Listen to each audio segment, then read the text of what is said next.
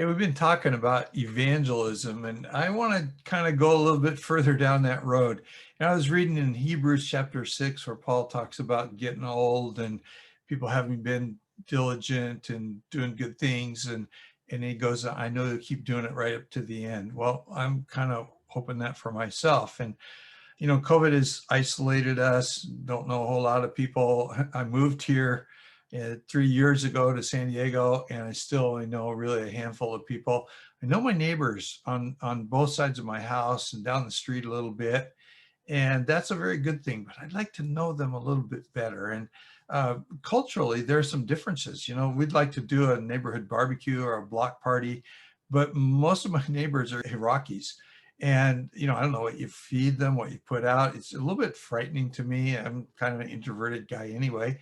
And so my wife and I started thinking about this. I was reading the scripture where in Matthew, where Jesus, right after the encounter with Satan, the big temptation deal, it says that he went from where he was into Galilee of the Gentiles. And I never really understood that before. I've been reading lately from a commentary on the Aramaic New Testament. Jesus spoke Aramaic, and those manuscripts have been around for a long time. But one of the things that the guy said was that the people living in Galilee were genetically related to the Samaritans, but doctrinally related to the Jews in Judea. And so the Samaritans hated them because of their doctrine, and the people in Judea hated them because of their racial makeup. They're different kinds of people. And so I started thinking, how do I get to different kinds of people? Well, my neighbors, for one.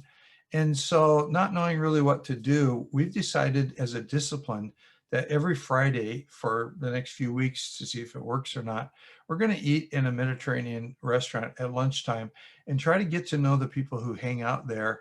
Hopefully, we're going to bump into them as we go on neighborhood walks, and that may lead to cultural Christians moving a little bit further into their walk with Jesus. So I could use your prayers because I'm a little nervous, but we're going to give it a shot. I don't want to quit. I'm old, but that's not an excuse to quit doing what God called me to do.